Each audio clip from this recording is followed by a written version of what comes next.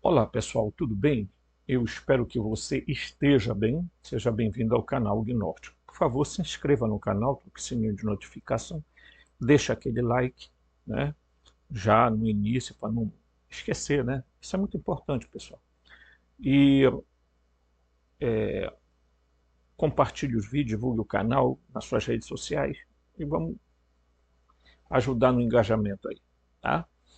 E vamos também, se você quiser colaborar com o canal, ser um mantenedor, ajude a gente, você está aí providenciando câmera nova, microfone novo, estamos aí organizando algumas coisas aqui, né, para fazer um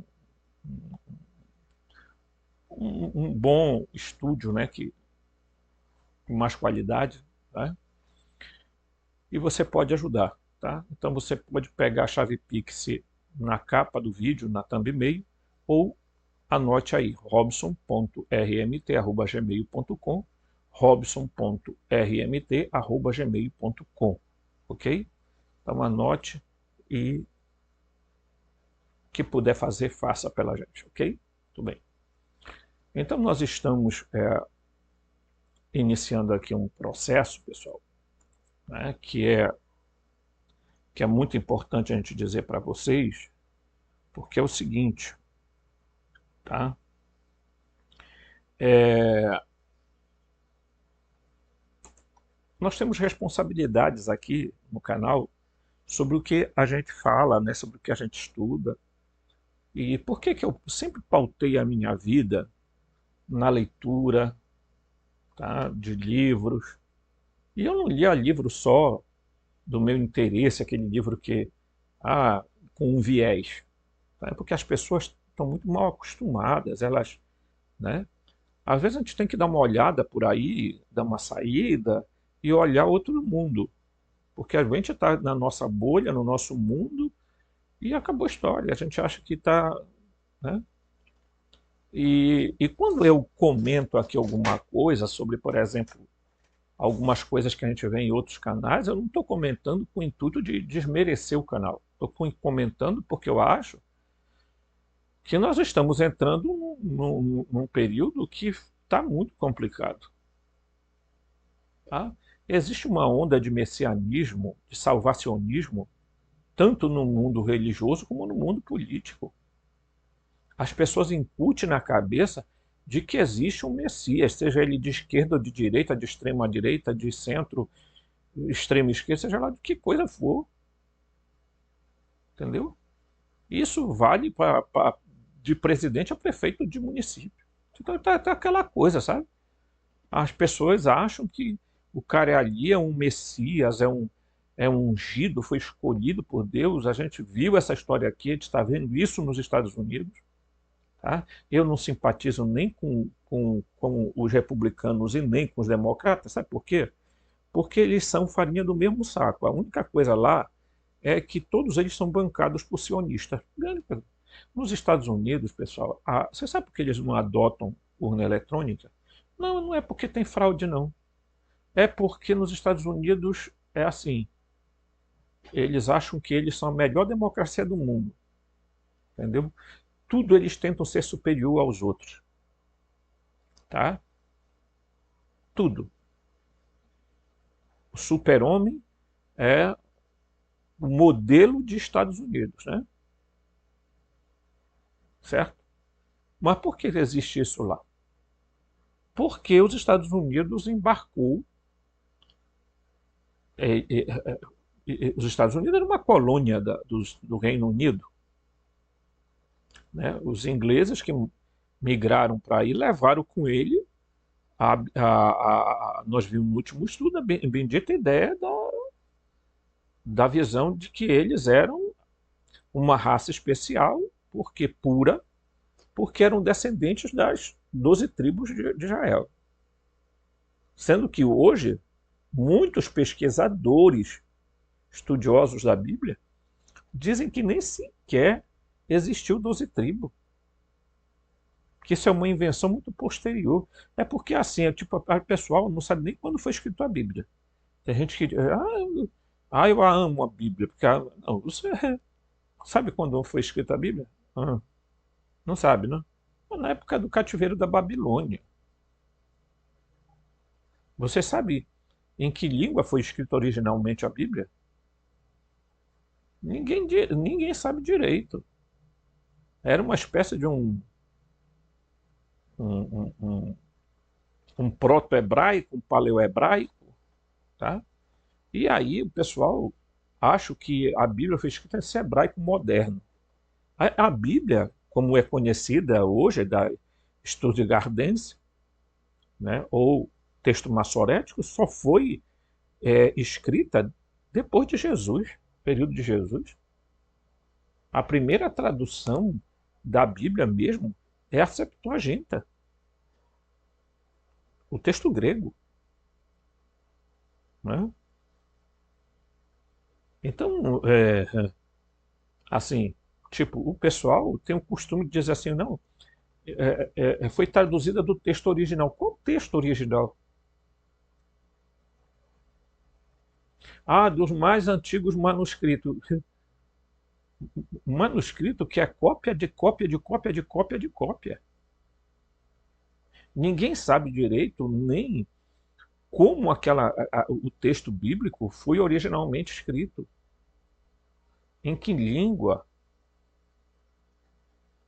como era a pronúncia de determinadas palavras, não se sabe, entendeu? Então, as pessoas acham que, nossa, basta o Espírito Santo descer sobre mim que a Bíblia. Eu estava vendo agora um rapaz que resolveu visitar o. Você sabe que o Vaticano está digitalizando toda a biblioteca do Vaticano, tá? Biblioteca, não é arquivo, não é o arquivo secreto do Vaticano, não, tá? A biblioteca do Vaticano. Então, está sendo digitalizado vários textos, antigos textos, né? Inclusive eles digitalizaram e já publicaram uma obra aí que é sobre os templários. Toda o inquérito sobre os templários, o que ocorreu, os depoimentos e tal, tudo, tudo, tudo. Entendeu? E aí tem uma situação que é exatamente essa. O cara estava olhando um texto de Lucas, tá? E pegou, né, o texto hebraico, lá em, salvo engano, é Gênesis 14, 22, uma coisa assim, em que, em que Abraão diz que Jeová, o Deus Altíssimo, né, é o Elion. Jeová é Elion. Né? E aí o cara está comparando com um texto hebraico digitalizado lá na Biblioteca do Vaticano, que o anjo diz a Maria, não temas Maria, porque achaste graça diante de Javé ou de Jeová, porque ele prefere chamar de Jeová, que esse inclusive hoje todo mundo sabe, os biblistas é, estudiosos da Bíblia sabem que essa é um equívoco, essa palavra Jeová, tá? Que na verdade essa tradução de Jeová, algumas pessoas começam a dizer assim, é uma tradução que eles pegaram as letras da, eu acho uma coisa tão inocente, pegaram as vogais do nome Adonai e botaram e acrescentaram no tetragrama. Aí eu digo assim, ou inocência, né? Porque se você for observar,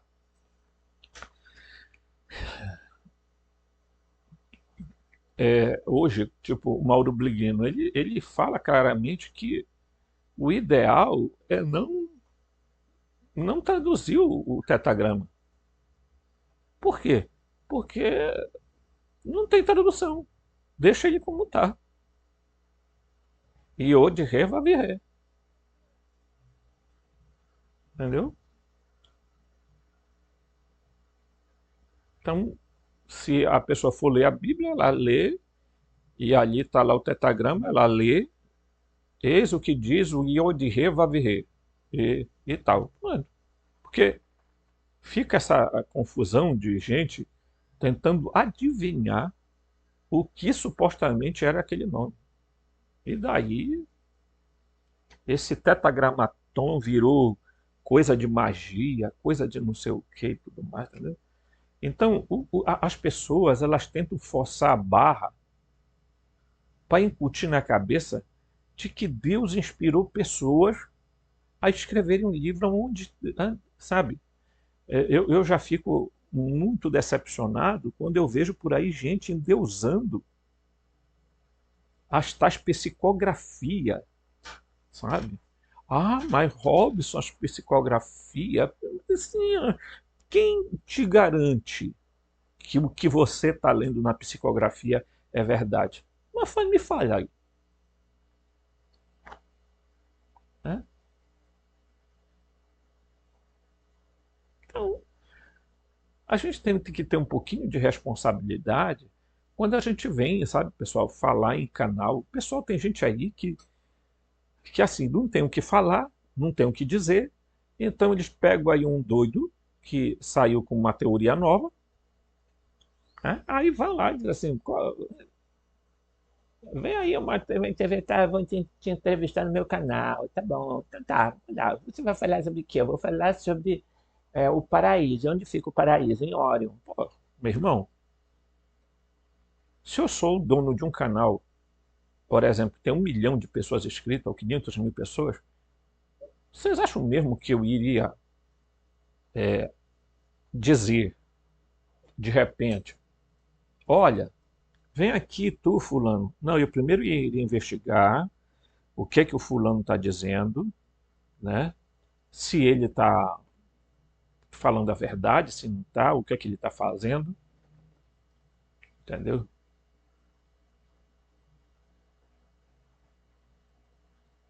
Então, para que você traga uma pessoa que tenha critério, porque o que eu já vi de gente, olha, eu já vi de tudo nesses canais. Eu estou só dando um tempo aqui para entrar no assunto, tá? Calma aí. Mas eu já vi de tanta coisa nesses canais, aí tem gente que vai e pega pedaços do livro de Urântia, inventa uma outra teoria com os supostos nomes dos seres e tal, Melquisedeque, bibibibi, porque Melquisedeque era o, o, o, o, o Miguel, e depois o Miguel era Jesus, e Jesus era o Melquisedeque. Meu Deus do céu, meu pai. De onde é essa teoria, gente? Eu sempre fui um estudante muito assim, focado em questões bíblicas, né? Sempre fui. Então eu quero iniciar essa parte do nosso estudo, por exemplo, mostrando para vocês aqui que eu tenho a Torá Plaud, né? É, da União do Judaísmo Reformista da América Latina. Tá? Isso aqui é de judeus, produzida por judeus. Tá? Plaud era um rabino. Né? Então, é,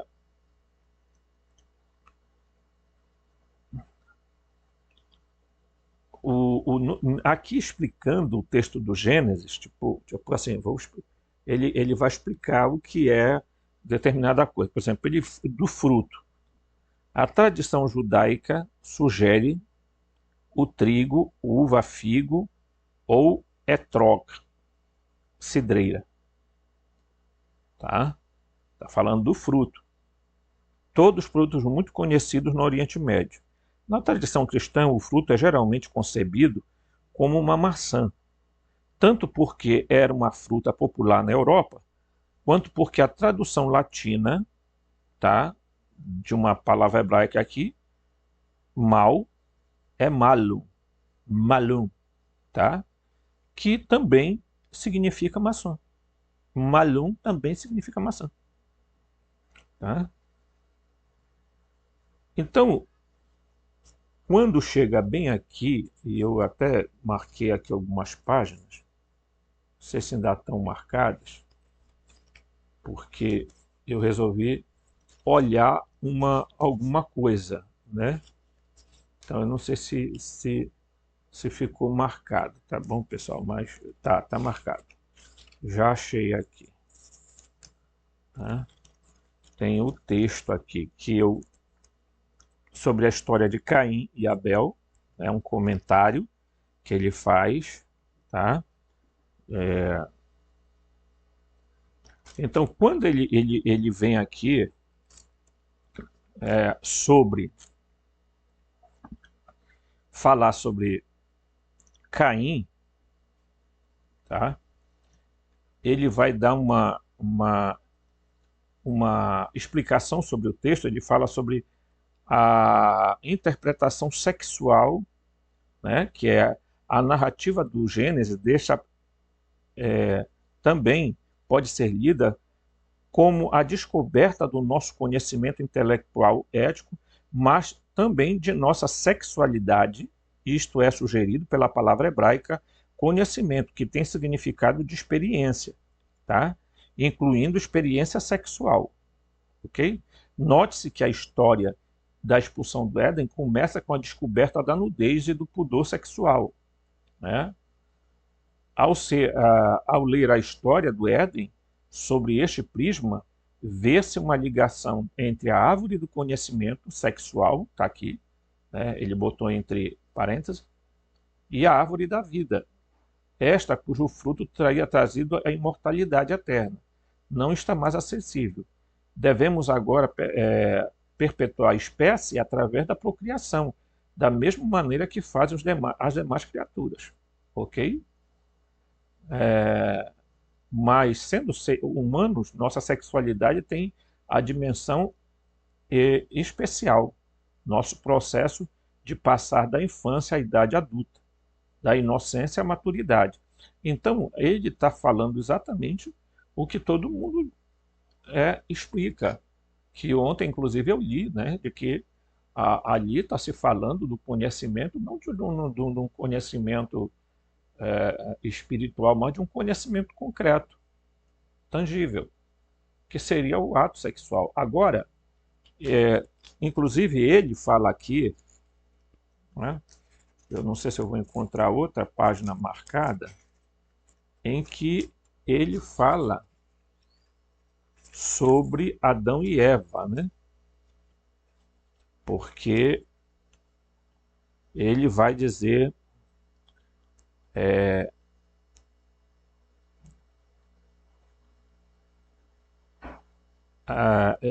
eu tinha marcado aqui, pessoal,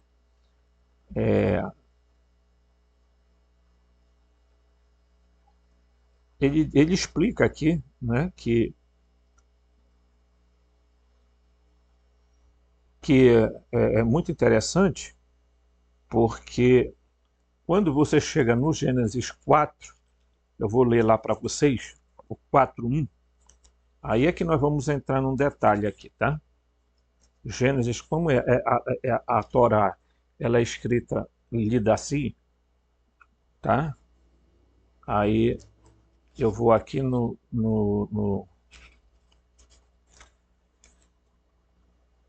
Gênesis 4:1, tá? Eu quero pegar aqui.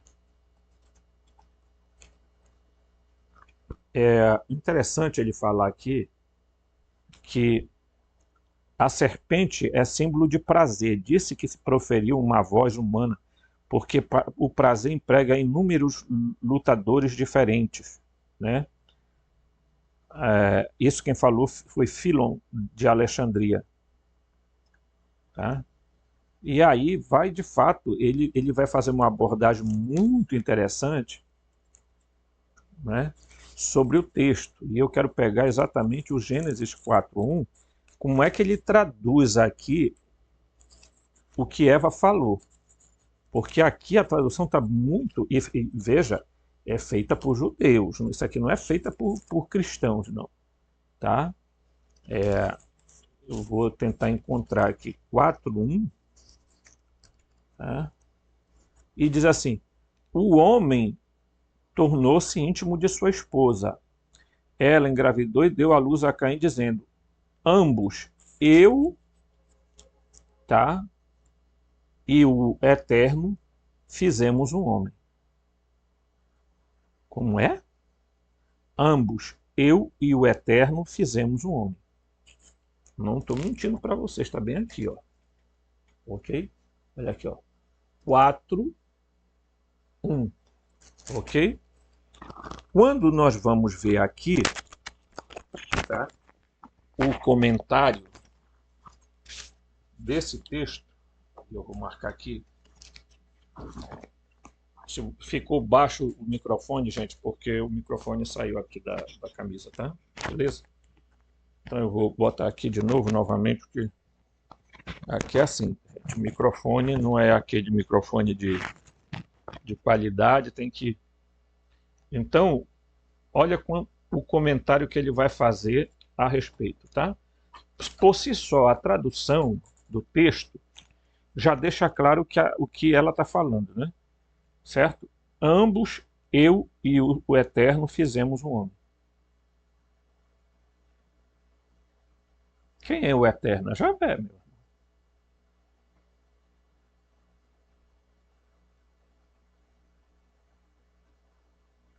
E aí você vai me dizer, desde quando Deus faz sexo com... É, mas essa é a coisa. Aí quando ele vai fazer aqui o comentário sobre Caim, presta atenção. Ele vem aqui e diz assim, Caim e Abel. Depois ele indica onde a gente tem que encontrar, né? Se tornou íntimo, literalmente sábia. Tá? Se tornar íntima quer dizer literalmente sábia. Tá? Sobre o uso de iadá, no sentido de experiência sexual, interpretação sexual. Isso em 4.1, ele está comentando Gênesis 4.1. Então ela está dizendo assim, eu me tornei sábia, tá? Ok?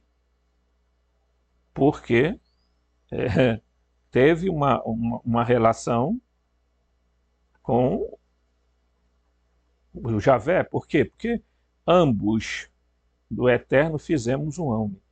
Ambos. Ela está dizendo eu e o Eterno. Gente, a coisa está claríssima aqui, né? E aí ele vem aqui na tradução, mais à frente, né? E diz assim, olha só, ele diz assim,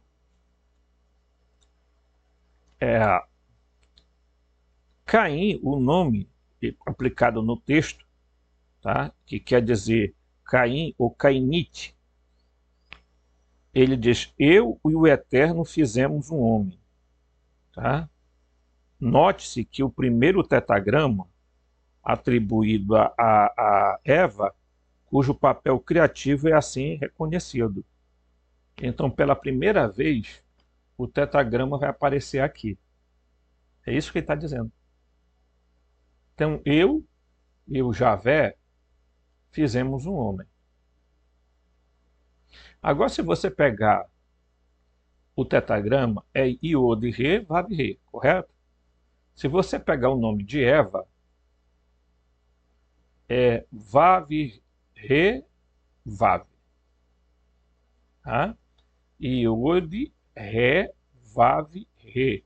O nome de Eva só falta o Iod, mas tem o Re, Vav, Re. Tá? O nome dela, Avá. Né? Alguns comentadores veem Caim o ancestral dos quenitas, tribos nômades do Negev, que ganhavam a vida no funileiros ou ferreiros interantes, né? Assim, o baixo status, etc. e tal. Abel, o nome quer dizer, significa respiração ou sopro, né? Vaidade, como no Salmo e tal. Aí, então, o pecado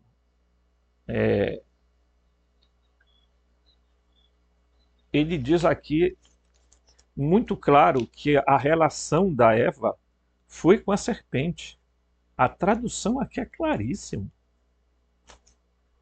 Tá? Volto a dizer, isso aqui é escrito aqui, ó.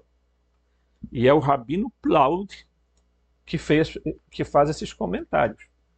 Então, há alguma dúvida sobre isso? Nenhuma. O Caim é filho do Javé. Sendo filho do Javé, é filho de Enlil. Sendo filho de Enlil, é filho de Eldabaote, pessoal. Está claro isso aí.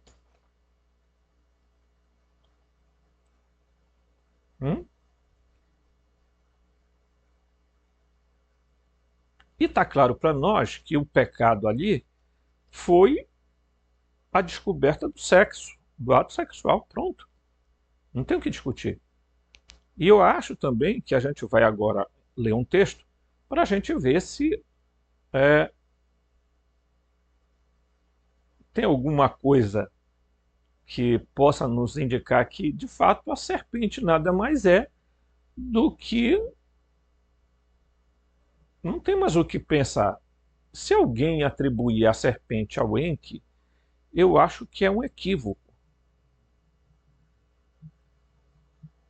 Porque o Caim não pode ser filho de Enki. Porque se a gente disser isso, nós vamos ter que afirmar que o Enki é Javé, e não é. E pior, nós ia ter que dizer que o Enki é o Yaldabaoth, também não é. Então eu acho que a leitura, fazendo uma interpretação da serpente como Enki, é um completo absurdo. Tá? A serpente não era...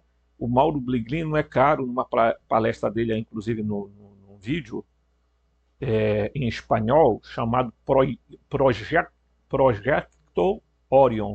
Em espanhol, eu não sei, assim, Projetos Orion, uma coisa assim, tá? Em espanhol. E aí ele dá uma palestra falando sobre exatamente quem era a serpente. E ele vai dizer exatamente, explicar isso que a gente está explicando, e vai dizer, olha, a serpente era um Elohim. Portanto, era um outro Anunnaki, um outro Elohim, um outro arconte.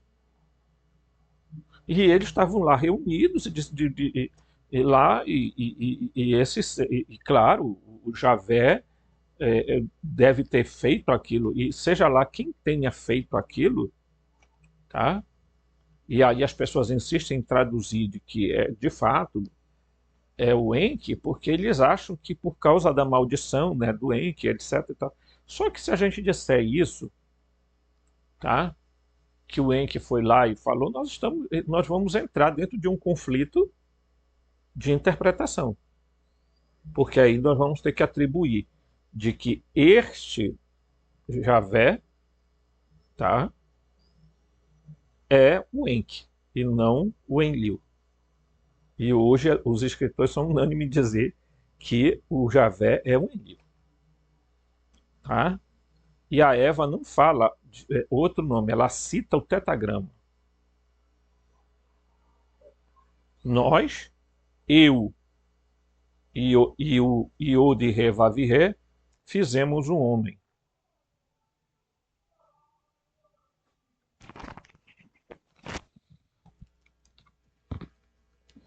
Tá? Apagou a luz aqui, gente. Faltou luz aqui na cidade, por isso que apagou. Tá? Você viu um apagão aí? Não se preocupe não, que foi uma... Eu já ia interromper a gravação, né? Para você ver que a gente às vezes tá fazendo aqui ao vivo as coisas e acaba acontecendo isso. Vou botar o microfone aqui que não está rolando aqui no coisa. Né? Então, é isso que nós devemos entender, tá? Então, perdoe pela falta de energia aí, tá? Certo? E aí a gente vai correr atrás agora de ler um texto para a gente apenas confirmar, entendeu? Porque há alguma coisa de errado exatamente nessa interpretação. Porque ao dizer que foi Enki quem engravidou Eva e gerou Caim, nós estamos dizendo que os gnósticos estavam errados, porque os gnósticos vão dizer que é o Yaldabaoth, e os estudiosos dizem que Yaldabaoth é o Javé no Antigo Testamento, que os gnósticos chamavam, e os estudiosos dizem que o Javé do Antigo Testamento é o Enlil, sumeriano acadiano. Então, nós iríamos entrar num conflito. Eu não acredito que ele seja o pai de Caim. Está muito mais provável que essa serpente seja o Enlil. Agora, a mulher, a descendência, porque veja, o ser está discutindo com a serpente. Então ele diz assim, olha, porém inimizade entre ti, entre você, serpente lá, que era um outro Elohim, porém inimizade entre você e a mulher. Aí ele apontou para que mulher? Para Eva? Ou para uma mulher hipotética do futuro? Ninguém sabe, mas a única mulher que estava ali, pelo menos indicada ali, era a Eva. Então não tinha outra mulher lá, pelo menos hipoteticamente. Então ele falou, vou botar inimizade entre a mulher, entre a tua semente, tá? Ou a tua descendência, a tua linhagem, tá? E a linhagem dela. Ela te pisará a cabeça e tu te ferirás o calcanhar. Vamos lembrar que as imagens de Nossa Senhora na Igreja Católica, algumas imagens, mostram Maria em pé sobre o globo terrestre e debaixo do pé dela está a serpente. Tá? E vamos lembrar que lá no Apocalipse, ele vai dizer assim, o dragão, a antiga serpente. Então, o ser que estava lá falando era uma serpente ou um dragão? Que é o diabo Satanás. Tá? Então, quem é o dragão? Também hoje há estudiosos que dizem que o Javé pode, inclusive o Paul Wallis, né, ele tem 2 livros, Escapando do Éden, e um outro não lembro, Lembranças do Éden, uma coisa assim. Tem vários, na verdade, são 3 livros sobre o Éden. Ele faz exatamente uma explicação dizendo que há estudos que podem indicar que o Javé Jeová era um dragão. Tá? De que ele vivia lá no... Tá? Se não era um dragão, era um dragoniano, que também é muito parecido com reptiliano. Ou vocês acham que o dragão seria da família de quê? Está entendendo? Então, quando João fala que o dragão, ele está se referindo. Por quê? Porque o Yaldabaoth, gente, ele tinha, como ele é descrito hoje nas figuras, ele é descrito como um leão, o rosto de leão e corpo de serpente. Ele era um ser completamente deformado. Em tese é isso. Tá? Mas também essa imagem quer dizer ele tinha força e sabedoria. Ele não era um abestado, apesar de que o Valentim diz que ele era ignorante, mas os outros escritores gnósticos chamam ele de mal mesmo. E se você for olhar no Gênesis, ele é mal, muito mal.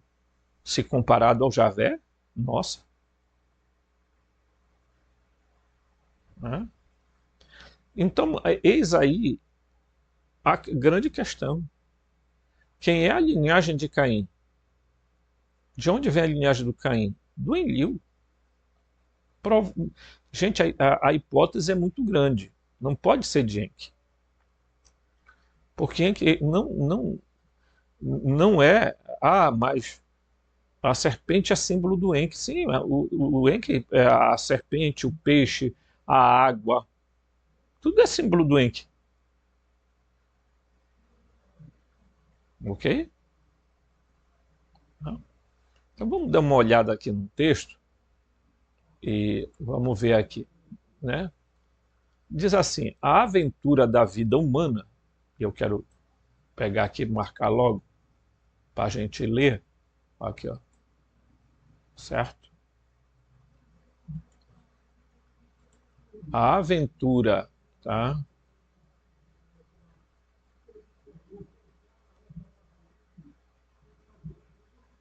Aqui eu vou grifar aqui que tem hora que não quer marcar. A aventura da vida humana começou no Éden, de acordo com essa versão. No Éden, o homem deu os primeiros passos, desfrutou de um breve momento de felicidade sem fim e depois cometeu o erro que lhe trouxe consequências pelas quais ainda paga. Esta lamentável decisão é chamada de pecado original.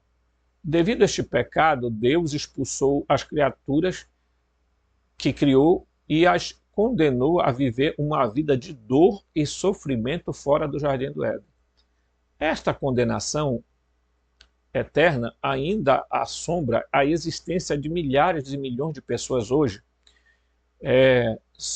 Segundo São Paulo, a morte entrou no mundo através do pecado de um homem, Adão. Assim a morte chegou às pessoas. Ele diz isso em Romanos 5,12, ele diz: assim como o pecado entrou no mundo por um homem, Adão, pelo pecado, a morte, assim também a morte veio a todos os homens, porque todos pecaram. Contudo, se lermos a Bíblia como abordagem que usamos até agora, não podemos deixar de nos perguntar: esse pecado realmente aconteceu? A seguinte condenação ainda permanece? Adão e Eva são responsáveis pelo mal no mundo? São perguntas que também a gente faz, né, pessoal? Que é ridículo isso aí. É uma das explicações mais besta que eu já vi. Inclusive, Paulo parece ter vindo de uma... Parece que ele entrou no meio do cristianismo para deturpar o cristianismo. E ainda tem gente que diz que Paulo é agnóstico. Paulo nunca foi agnóstico. Ele, aqui e acolá tem palavras que ele utiliza, mas não acredito nisso. O Paulo estava a serviço, como dizem alguns, dos globalistas daquela época. Né? Então, o lugar chamado Éden aparece em Gênesis imediatamente após o segundo relato da criação do homem, que analisamos no capítulo 4. O Gênesis informa que Yahvé fez um cercado no Éden e colocou Adão nele. Tá? Então, portanto, o jardim era uma espécie de cercado. Tá? E aqui está, né, o texto em hebraico e inglês. Então Yahvé escolhe e delimita uma área, o chamado Éden, que não é um paraíso terrestre mítico, indefinido, uma espécie de situação especial, um estado de ordem espiritual, mas uma região concreta, uma área geográfica, um espaço físico, um lugar. Tá? Como visto no capítulo anterior, o significado original do termo Migdaden é aquilo que está na frente, mas também é aquilo que está antes. Portanto, poderíamos dizer que Yahvé plantou um jardim cercado no Éden, tá? Daquilo que veio antes, né? Ou daquilo que e nele colocou o Adão, tá? Que havia feito em outro lugar. Quer dizer, ele trouxe o homem lá da África, de um outro Éden lá, do outro Edim, que é assim que é chamado sumério-acadiano, no outro Edim, e trouxe para lá. Ele foi lá buscar o Enlil, foi lá buscar, tá? Inclusive esse é o conflito com Enki, porque Enki estava trabalhando exatamente no processo lá na África, tá? Foi para onde o Enki foi, ok? Então, Portanto, se sugeríssemos uma tradução desta passagem, pelas razões que apresentamos no capítulo 4, diríamos: Javé Elohim criou o homem, tá? Homem terra, e colocou no jardim criado no Éden, que foi estabelecido a partir do que era antes. Ok? Ele está fazendo uma tradução aqui baseada no texto filologicamente, tá? Então, aí ele vai comentar aqui sobre as duas árvores, né? As duas árvores do jardim.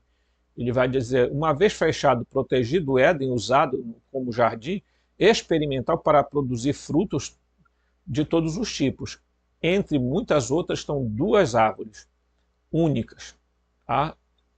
As árvores especiais, conforme explicado nos versículos, são a árvore dos vivos, geralmente traduzida como vida, e a árvore do conhecimento do bem e do mal. Embora não sejam fornecidos mais detalhes sobre esta última, disse que apenas a primeira árvore dos vivos foi plantada no meio do local cercado chamado Éden.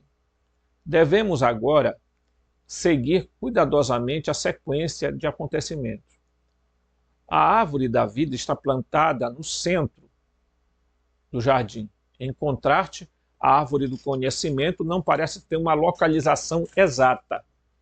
Também é importante notar que a primeira árvore é a árvore da vida, não da vida e da morte, enquanto que a segunda árvore estabelece um vínculo inseparável entre o bem e o mal. A vida e a morte não estão ligadas, pois uma existe na ausência de outra, enquanto que os outros dois elementos, o bem e o mal, são inseparáveis. Gênesis 2,17. Javé expressa exaustivamente, tá? Javé proíbe expressa e exaustivamente de comer o fruto da árvore do conhecimento do bem e do mal, dado que a proibição não se refere à árvore da vida, que, como nós vimos, foi plantada no meio. Podemos concluir que para os Elohim era mais grave e possivelmente perigoso que as suas criaturas experimentassem o conhecimento do conhecimento, né, da vida longa. Aí em Gênesis 3:1, a serpente tenta a Eva, né, induz a comer do fruto proibido. A resposta da mulher é muito curiosa, pois ela diz que a proibição se refere à árvore que é, né? Gan ha tok be, né? No hebraico, né? Certo? No meio do jardim. Contudo, sabemos que em Gênesis 2:9 que a árvore do meio do jardim é a árvore da vida e não a árvore do conhecimento. Esta passagem contradiz abertamente Gênesis 2:17. Então ele tá falando aqui uma coisa que muita gente não atenta, porque quando em Gênesis 3:1 a serpente vai falar, e eu vou pegar aqui uma outra Bíblia, né? Veja, em Gênesis, vamos pegar aqui 2:17, vou ler aqui para vocês. Ela diz assim, e Javé, Deus, né?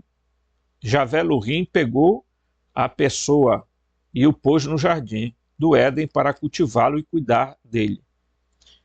E Javé Elohim deu à pessoa esta ordem: você pode comer à vontade de toda a árvore do jardim, com exceção da árvore do conhecimento do bem e do mal. Não coma dela, porque no dia em que comer dela, com certeza você morrerá. Então ele diz que está proibido eles comerem da árvore do conhecimento do bem e do mal. Agora presta atenção, ele não localiza, não está localizada essa árvore, porque a árvore que está no meio do jardim, ele deu a localização, tá? Que é a árvore da vida, ou dos vivos, está no meio do jardim. Aí quando chega em Gênesis 3:1, tá? De 1 a 2, diz assim: ora, a serpente que era mais a astuciosa ou a astuta, que em tese seria assim, sábia de qualquer animal selvagem feito por Javé Elohim, disse à mulher. Elohim realmente disse: você não deve comer de nenhuma árvore do jardim? A mulher respondeu à serpente: nós podemos comer dos frutos da árvore do jardim, tá? Mas acerca do fruto da árvore no meio do jardim, Deus disse: você não deve comer dele, nem tocá-lo, ou morrerá. Espera aí, mas a árvore do meio do jardim não é a árvore do bem e do mal. A árvore do meio do jardim é a árvore da vida, calma. Como é que a Eva está dizendo aqui, para a serpente, que a árvore do bem e do mal está no meio do jardim? Então ele está explicando exatamente isso aqui, ó, tá? Então, contudo, sabemos que em Gênesis 2:9, que a árvore do meio do jardim, está aqui em Gênesis 2:9, vamos lá, tá? Aqui, ó. Então ele vai dizer assim, ó: Adonai fez crescer a árvore de aparência agradável e boa para o alimento, que leva a árvore da vida no meio do jardim, e a árvore do conhecimento do bem e do mal, que não tem localização. Mas aí a Eva resolve dizer que a árvore do conhecimento do bem e do mal está no meio do jardim. E ele está dizendo exatamente isso, que do jeito que ela falou, vai contradizer Gênesis 2:9, tá? Esta passagem contradiz abertamente também Gênesis 2:17, tá? Aí em Gênesis 3:6 diz assim: Eva come o fruto da árvore do meio do jardim e oferece ao companheiro. Eles comem da árvore da vida?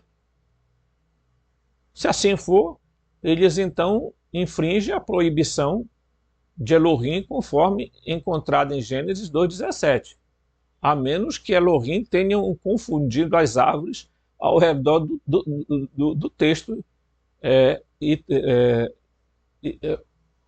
tenha feito isso. O que ele está dizendo? Que tem alguma coisa errada aqui, né? Sabe qual é a diferença de uma pessoa que estuda para uma pessoa que fica fazendo leitura abobada? É que a pessoa não sabe nem o que está lendo e não percebe exatamente essas sutilidades no texto que às vezes uma tradução pode trazer para a gente. Entendeu? Porque veja que o Deus diz assim: onde está a árvore da vida? No meio do jardim. A árvore do conhecimento, não sabe por onde ela está. Mas quando ela vai conversar com a serpente, ela disse: não, mas nós podemos comer de tudo aqui, tá? Ele só proibiu a gente de comer da árvore do meio do jardim. Espera aí. Tem alguma coisa errada, não tem não? A árvore do meio do jardim não é a árvore do bem e do mal. É a árvore da vida. Qual árvore realmente eles comeram? A árvore do bem e do mal ou da árvore da vida? Lá na frente ele vai dizer assim: bem, Adão se tornou como um de nós, então botemos ele fora daqui do jardim, quando demos um pé na bunda, para que depois ele não venha aqui, pegue da árvore da vida, coma e viva para sempre. Então, bora tirar logo esse daqui. Essa saída de Adão e Eva do jardim é muito mais uma coisa preventiva do que um castigo. Na verdade, estão preocupados porque o ser humano passou de um nível para outro. Então eles disseram, olha, agora eles são como nós, gente. Bora colocar, eles estão espertos agora, bora colocar eles fora, porque senão daqui a pouco eles vão pegar a árvore da vida. Vocês estão entendendo a coisa? Não foi um castigo, foi uma prevenção.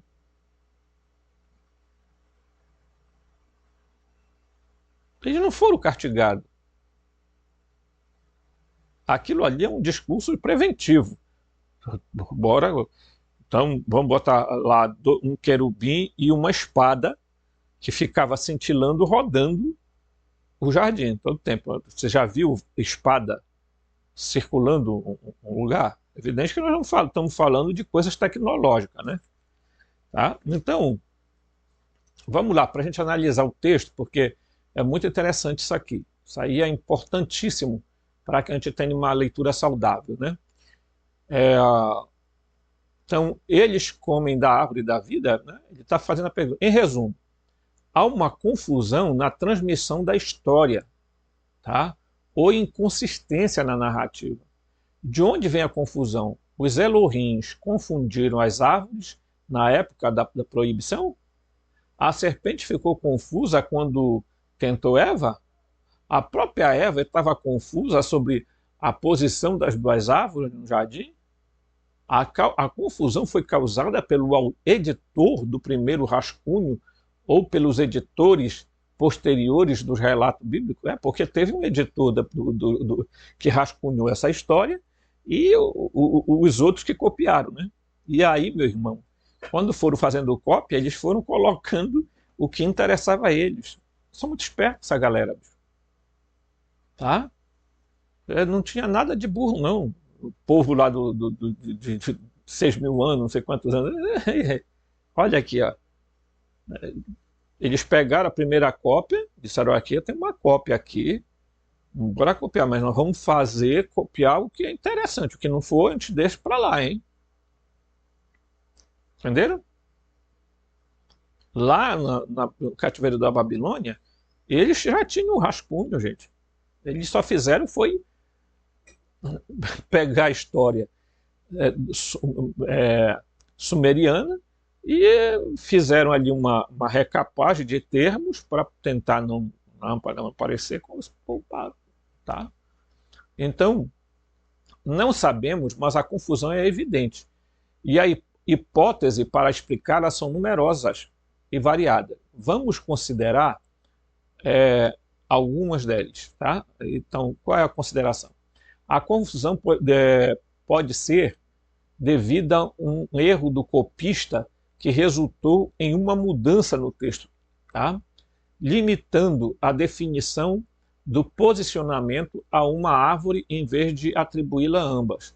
Neste caso, de fato, a frase no meio do jardim, vem depois da árvore da vida, pouco significaria. Tá? A outra hipótese é que pode ter havido apenas uma árvore na narrativa original, sem indicação da sua origem, localização. Só mais tarde foi inserida a segunda árvore. Quer dizer, estão entendendo? À medida que a Bíblia foi passando por copistas, eles foram inserindo o que bem entende. Isso é inspiração? Isso é inerrância bíblica? Só doido acredita nisso, gente. Tá? Aí a narrativa, né? O tema da árvore da vida, ou árvore cósmica, era conhecido por outras culturas. No entanto, não há referências anteriores explícitas à árvore do conhecimento do bem e do mal, que poderia ser um acréscimo posterior. Tá? Há uma frase, tá, em Deuteronômio 30:15, que apoia a hipótese da singularidade original da árvore. Javé disse a Moisés: apresento-te a vida e o bem, a morte e o mal. Em Deuteronômio, portanto, os conceitos vida, bem, morte, mal se sobrepõem em um paralelismo óbvio. Os conceitos binominais associados às duas árvores parecem fundir-se em Deuteronômio. esses conceitos de árvore também foram inicialmente unidos no Gênesis, tá? Porém, não podemos deixar de perguntar, existem duas árvores. A proibição não incluía a árvore da vida, mas apenas a árvore do conhecimento? Por que não comeram do fruto da árvore da vida, beneficiando assim de ambos, né? E se tornar imortal? Se eles tivessem comido da árvore da vida primeiro, eles teriam se tornado imortal. E a ameaça dos Elohim, você morrerá, não teria mais efeito. Então, o que ele está dizendo aqui, gente, é exatamente essa questão. Tá? Nós estamos fazendo um estudo sério sobre isso. Porque, veja, há um problema sendo... As pessoas comentam muito, né? Então a gente vê muitas vezes as pessoas dizendo assim, olha, o que é? Ah, não, a árvore do conhecimento é tal coisa. Ah, não, olha, na verdade, é provável que acréscimos, deturpações, erro de copistas tenham feito isso, porque, na verdade, isso pode ter sido apenas uma árvore. E de outra, se você está no jardim, tá? Você optaria por que árvore você comer? A árvore dos vivos ou da vida ou a árvore do conhecimento do bem e do mal? Evidentemente que eu optaria pela árvore da vida, não é não? Porque aí eu vou viver para sempre. Por que Adão e Eva iriam escolher uma outra árvore em detrimento da árvore da vida? Tá? Isso são coisas que aí é que a gente percebe que a Bíblia não é inerrante coisa nenhuma, que a Bíblia não tem inspiração divina coisa nenhuma, que a Bíblia é, como muitos livros foram, histórias, né? Livros escritos na humanidade, como existem os montes por aí. Tá? Nada mais do que isso. Não há nenhum Deus onisciente, onipresente, onipotente por trás da Bíblia, gente. É ridículo pensar isso. Tá? Ademais, a gente hoje que estuda a Bíblia sabe perfeitamente que houveram acréscimos, que houveram retiradas de palavra, que fizeram gato e sapato do texto. É claro, evidente que existiam duas divindades fortes. Um era o Adão, o Senhor, tá? Que depois vai ser chamado no Egito de Ptah, certo? E o outro era o El Shaddai, que depois vai ser chamado de Javé. Era claro isso aí. Tá? Então depois eles fundiram esses dois personagens num só na Bíblia para tentar implantar o que nós temos hoje né, de um único Deus. Né? É o que a gente está assistindo. Tá? Aí a gente vai agora entrar dentro desse aspecto da questão da nudez. Né? Apesar de eu já ler aqui, ter lido aqui na Bíblia Plaud, né, a tradução, tá, da Bíblia Plaud, aqui, né, Torá Plaud, ok? Certo? E que exatamente eles deixam claro qual é o pecado ali. Foi um pecado sexual. Tá? O desenvolvimento da história nos dá uma pista de que consideramos essencial. Os dois acabaram de comer do fruto proibido e ficam nus. Gênesis 3:7. Só depois de comerem o fruto é que Adão e Eva perceberam que estavam nus. Então, se de repente eles descobrem, experimentam algo que eles desconheciam antes, sua nudez, assim fazem cintos, né, de figueira, né, para cobri-lo. Em particular, escondem o seu aparelho sexual, tá?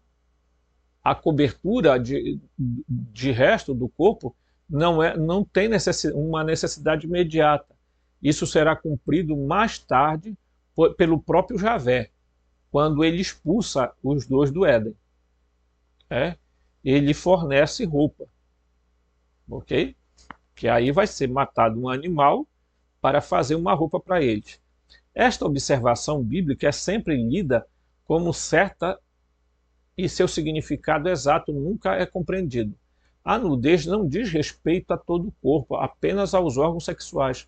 Adão e Eva não descobrem com medo do horror e nudez de suas costas, peito, pescoço, membros, seios, mas apenas de seus órgãos sexuais. Em outras palavras, ao comerem do fruto, eles tomam consciência da sua sexualidade. Mais especificamente, eles tomam consciência de seu poder reprodutivo, pois a simples visão de seus órgãos sexuais já era evidente antes de comerem a fruta. Eles já andavam nus, foram criados assim. Devemos assumir que o que nos surpreende não é a constatação de que homens e mulheres são diferentes, o que já era aparente, como admite o texto. Adão e sua mulher estavam ambos nus e não sentiam vergonha. Gênesis 2:25 fala isso. Mas que diferença morfológica serve ao propósito específico? Os genitais oferecem uma nova possibilidade que não agrada a Deus. Gênesis também chama a atenção para o fato de que os dois se escondem de Deus e não um do outro. Adão e Eva ouvem os passos dele no jardim, e imediatamente se esconde. Javé, não os vendo, clama em voz alta e diz: onde vocês estão? Adão diz: ouvi os teus passos, Deus tem passos, ele está comentando aqui, e portanto se escondeu dele. Está aqui o texto, em hebraico e tal. Então tem medo de Deus, tá? Adão tem medo de Deus, seu Criador, porque está nu. Por que Adão tem medo da reação divina? Amos Luzzatto, um eminente estudioso bíblico judeu, ressalta que a nudez não era o pecado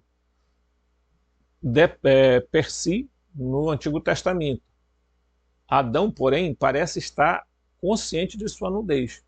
Parece que, claro, que o pecado dos nossos antepassados não estava na nudez, em si, mas no sexo que seguiu a realização que eles, Adão e Eva, poderiam produzir, ou poderiam fazê-lo, sem ajuda ou permissão dos Elohim. A diferença essencial entre as novas espécies, os adamitas e os Elohim, perde-se ao cruzar esta linha tênue. A criação de Adão e a reprodução dos adamitas eram anteriormente prerrogativa dos senhores de cima, os deuses. Agora Adão e Eva descobriram que são autossuficientes na reprodução. Eles podem reproduzir-se sem intervenção dos Elohim.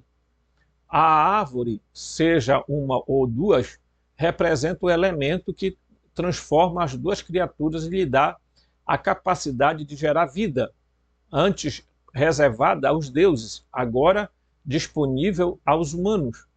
Deus reconhece imediatamente que as consequências da nova situação. Ele diz então, Javé Elohim disse: o homem agora se tornou como um de nós, conhecendo o bem e o mal. Não se deve permitir que ele estenda a mão e tome também da árvore da vida e coma e viva para sempre. É uma afirmação bastante impressionante que não precisa de interpretação em sua clareza. Ao comer do fruto, Adão tornou-se como os Elohim. Né? Os adamitas obtiveram o poder procriador dos Elohim. Eles são como eles. Tá? Javé entende que este é um evento histórico que dissolve o vínculo da nova espécie com seu criador e a torna autônoma na futura expansão demográfica.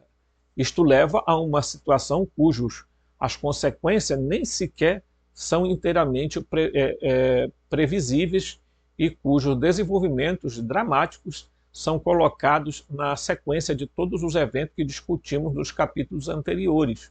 Tá? Aí, quando ele vem aqui na árvore do conhecimento do bem e do mal, que nós vamos deixar aí para um próximo vídeo, vocês vão entender que por que a raiva, por que os Elohim ficaram preocupados com a descoberta do Adão em relação ao ato sexual, à reprodução. Se pergunte por quê. Nós vamos depois ver estudiosos como John Lambilage, Zacharias Síndigo, o Von Däniken, o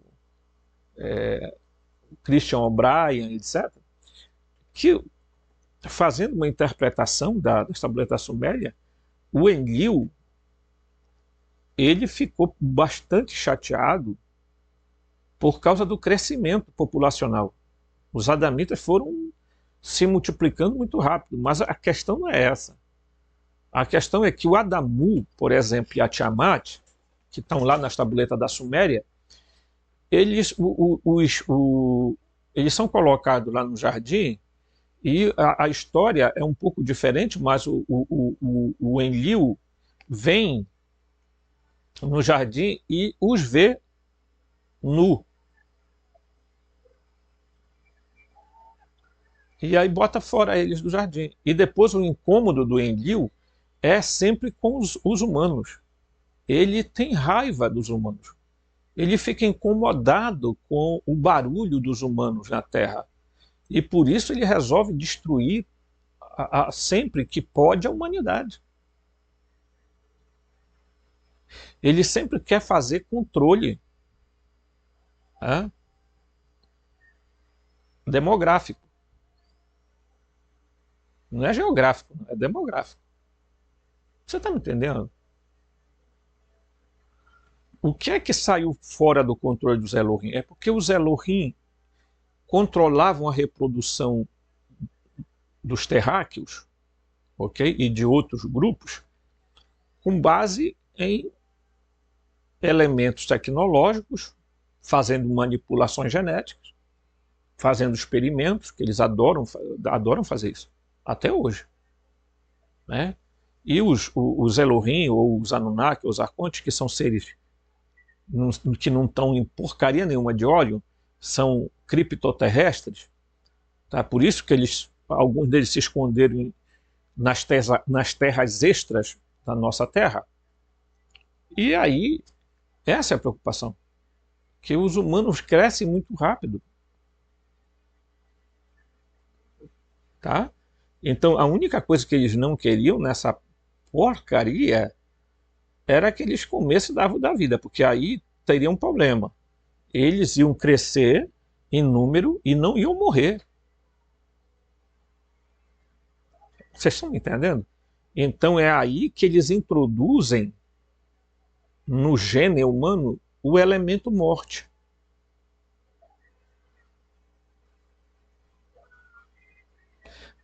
É por isso que Jesus vai falar aqui, eu mostrei, né, para vocês, vai falar para vocês, né, nós aqui, que a serpente, ele vai dizer aqui, né, ele riu e disse: a serpente incitou os que comessem da iniquidade do desejo sexual e da destruição, de modo que Adão pudesse ser útil à serpente. Então, Deus está dizendo aqui que isso não tem nada a ver com o fruto. Isso tem a ver com o interesse da serpente. Né? Você está vendo que a interpretação desse texto gnóstico faz referência exatamente ao ato sexual. Tá? E não é um negócio assim, é, de qualquer jeito. Aí vocês entendem por que eles sempre estão querendo dar um jeito soberanos invisíveis de controle demográfico. Né?